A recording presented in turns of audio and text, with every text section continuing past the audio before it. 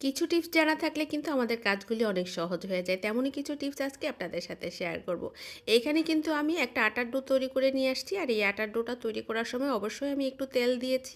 এরপর আমাদের জানালার যে থাইগুলি এভাবে নোংরা হয়ে থাকে, সেই নোংরাগুলি কিন্তু পরিষ্কার করতে একটু ঝামেলা হয়। আপনিগুলি যদি আটাগুলি এইভাবেই ডলে দেন, তাতে করে কিন্তু দেখবেন যে এই আটার মধ্যে এই ময়লাগুলি উঠে চলে আসবে খুব সহজে। যদিও অনেকে অনেকভাবে এই প্রসেসে অনেক কিছু করে, বাট আমার কাছে এটা সহজ সহজ মনে হয়। এখানে একটা স্টিলের বলের মধ্যে আমি কিছুটা সয়াবিন তেল নিয়েছি। আমার হাতে কিন্তু একটা টেবিল চামচ আছে।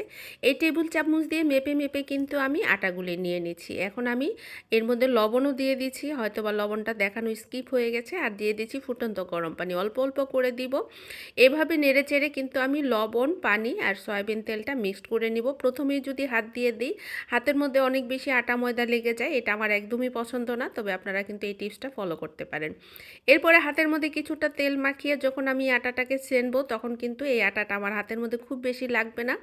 আর বলের মধ্যে যেহেতু প্রথমে দিয়েছি, সেই কারণে কিন্তু বলের মধ্যেও খুব বেশি লেগে যাবে না। আমার কাছে মনে হয় এই প্রসেসটা যদি ট্রাই করেন, আটা ময়দা যেভাবে লেগে যায় বলের গায়ে বা হাতের মধ্যে, সেটা থেকে মুক্তি পাবেন। আর যদি মনে হয় যে এই পর্যায়ে একটু পানি কম হয়েছে, আপনি কিন্তু আবার সেই ফুটন্ত গরম পানির থেকে কিছুটা দিয়ে আপনি আবার মথে নিতে পারেন। এরপর এখানে আমি এই পর্যায়ে কিছুটা তেল মাখিয়ে এপাশ ওপাশ করে কিছু সময়ের জন্য রেস্টে রেখে দেব। তাতে করে দেখা যাবে এই ডোটা অনেক নরম হবে, পরোটাটা বেলতে কিন্তু অনেক সুবিধা হবে। পরোটার ডো শক্ত হলে কিন্তু পরোটাগুলি বেলতে অনেক বেশি কষ্ট হয়। এটা কেমন হয়েছে সেটা কিছুক্ষণ পরে আমি দেখাচ্ছি আপনাদেরকে। দেখেন যে কতটা সফট হয়েছে। পরোটাটা রেডি করার পরে আমরা যখন পরোটাটা বেলি, তখন কিন্তু দেখা যায় যে আমরা গুঁড়ি ব্যবহার করি। আপনারা কখনোই গুঁড়ি ব্যবহার না করে তেল ব্যবহার করবেন।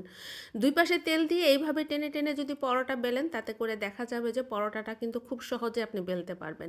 এক পাশ থেকে এইভাবে টান দিবেন। যখন যে পাশে বেলুনটা নেবেন, সেই পাশে এক পাশে এইভাবে চতুর্দিক থেকে টেনে টেনে পরোটাটা বেলবেন, দেখবেন অনেক সহজ হবে। রসুন কুচি কিন্তু আমাদের বিভিন্ন কাজে প্রয়োজন হয়, কিন্তু রসুন কুচি করাটা কিন্তু অনেক ঝামেলার। আমার কাছে মনে হয় যে এইভাবে রসুনগুলি থেতলা করে যদি আপনি ডাল শাক ভাজি বাগার দেন, তাতে করে দেখা যাবে যে এটার ফ্লেভারটা কিন্তু অনেক বেশি পাবেন। আর এই রসুনটা কিন্তু ছিলে নেওয়ারও প্রয়োজন হয় না। আমি কিন্তু সিল্কা সহই থেতলা করে নিছি। এরপরে কিন্তু আমি সিল্কাগুলি বেছে ফেলে দিয়ে তারপরে এখন আমি ব্যবহার করব। এরপরে পেঁয়াজ কাটার আগে, ছিলার আগে যদি এইভাবে ভিজিয়ে রাখেন, তাতে করে পেঁয়াজের ছিলকাগুলি কিন্তু নরম হয়ে যাবে। পেঁয়াজগুলি কিন্তু ছিলতে অনেক বেশি সহজ হবে। আর পেঁয়াজ কাটলে কিন্তু চোখও জ্বালা করবে না। এই টেকনিকে পেঁয়াজ ছিললে কিন্তু অনেক বেশি সহজ হবে। দেখবেন যে পেঁয়াজটার ছিলকাটা খুব সহজেই কিন্তু উঠে যাবে।